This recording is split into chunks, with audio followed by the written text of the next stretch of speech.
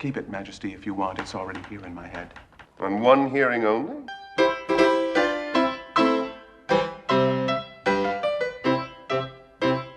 Genius, jealousy, and madness all wrapped up in perfect music. Amadeus turned Mozart's brilliance and Salieri's envy into one of cinema's greatest masterpieces. F. Murray Abraham became Antonio Salieri, living every emotion as his own. On screen, he burns with jealousy at Mozart's talent. Off-screen, Abraham quietly battled the same feeling. Tom Hulce, who played Mozart, was full of energy and fun. He laughed easily, joked with everyone, and instantly clicked with Meg Tilly, who was first cast as Mozart's wife. They were young, they were carefree, and they were close. Abraham stood outside that circle, older and more reserved. He watched their friendship from a distance and felt like the odd one out. That emotion slipped straight into the movie. Every glare, every stiff smile between the two men came from something real. Abraham later admitted that he truly felt pushed aside, and it stung. The camera caught that sting. It turned into the rivalry that drives the film. You can almost see the air tighten when they share a scene together. The jealousy didn't need acting, it was already there. And maybe that's why Amadeus still feels so alive. It's not just a story about envy, it's a story about two men who felt it for real, even if only for a moment. The result was lightning in a bottle, and the world could feel the crackle. Tom Hulce was never the first choice. Mark Hamill had already played Mozart on Broadway and thought the movie would be his next step. He knew the role inside and out, but the director, Milos Forman, only saw Luke Skywalker. He worried the audience would too, so Hamill never got a chance to audition. Instead, the part went to a quieter, lesser-known actor who looked like he'd been born for the role. And then fate played another card. Meg Tilly, the actress playing Mozart's wife, injured her leg just before filming. The production stopped instantly. They needed a replacement in days, not weeks. Elizabeth Berridge stepped in. No big audition, no chemistry test, no safety net. But from the moment she started, she fit. Her nervousness made her performance even more real. She looked and sounded like a woman barely keeping up with the chaos around her, and that's exactly what Constance was. Abraham watched the changes happen and felt even more apart. Everybody else seemed swept up in accidents and miracles. He stood still, serious and alone. That mix of control and isolation became part of his Salieri. The film fed on it. I never played an instrument in my life, but that was one of the most difficult things, was learning to play a lot of different music. I learned to play pieces that were never even filmed because Milos was so demanding. Once filming began, Abraham changed completely. Crew members said he rarely smiled. He spoke softly and spent breaks alone. It wasn't an act. He carried the sadness of his character wherever he went. Some people avoided talking to him because it felt like he wasn't really there. Only Salieri was. That kind of focus gave the role its power. When he stares at Mozart with quiet hatred, it feels personal. Abraham later said it was hard to step out of that mindset, as if envy had taken root somewhere deep inside of him.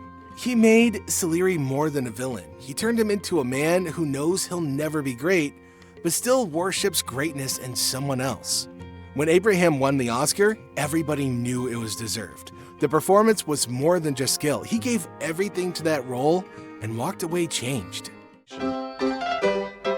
He never played piano, but he was spending like 3-4 hours a day for several months practicing the pieces which he had to play.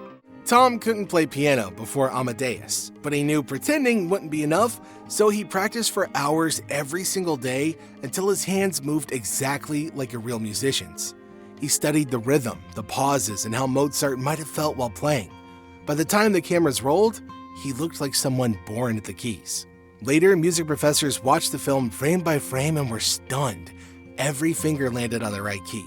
Every motion matched the soundtrack. Even the experts said it looked real enough to fool Mozart himself. Oh, that laugh everyone remembers? The high, strange giggle that fills the movie? Tom invented that. Historians describe Mozart's real laugh as wild and contagious, so he made his version sharp and childlike. But months later, when they needed him to record extra sound, he couldn't reach the same pitch. His voice gave out. So he poured himself a drink, loosened up, and tried again. Only after a few glasses of whiskey did the laugh return, the one that would make cinema history. You folks shot at the Estates Theater. You filmed the Don Giovanni sequence there, and that, for those who don't know, that is the actual spot where Mozart premiered that work in the 1700s. Milos Forman wanted everything to feel real. To shoot the opera scenes, he used the actual Estates Theater in Prague, where Mozart once performed Don Giovanni. But instead of safe electric lights, the crew filled the old wooden theater with real fire. Candles and open flames lit the actors' faces. The walls, curtains, and wigs were all flammable. One mistake could have destroyed everything. Naturally, everybody on set was nervous, but when the lights dimmed and the flames flickered, the result was magic. The gold glow of the candles gave the scenes warmth that no modern light could copy. The danger was worth it and made the movie look alive. Still, the cast paid for that beauty. Heavy costumes trapped the heat. Extras fainted from the temperature and the smoke. Some joked that filming felt like performing in an oven, but nobody quit. They all knew something special was happening, something that wouldn't come again. Men and women standing, panic on their face, looking at each other what they should do. That were the secret police, dispersed among the extras, you know. And I was sitting there thinking, good God, the army's going to come and we're all going to go to jail. Amadeus was shot in Prague while Czechoslovakia was still under communist rule. For Forman, who had escaped that system years before, returning to film there was both emotional and risky. The streets still looked like 18th century Vienna, perfect for the story, but the government never stopped watching. Officials visited the set, checked the equipment, and stood nearby during scenes. The cast and crew knew they were being observed the entire time. For Forman, that pressure made the project even more meaningful. He was telling a story about freedom, about an artist trapped by power inside a country where creativity was still controlled. This was rebellion wrapped up in art. Some local actors were too scared to join, but Forman refused to back down. He said that if Mozart could face emperors, he could face bureaucrats. When you look at the film now, the irony feels pretty heavy. A movie about a genius under oppression was filmed under real censorship, and yet somehow every frame still sings with freedom. Antonio Salieri didn't kill Mozart. He didn't poison him or scheme against him. They were colleagues, sometimes even friendly, but gossip over the centuries twisted their relationship into something darker, and Amadeus made that myth immortal. Even today, people still think he was a jealous murderer who ended Mozart's life.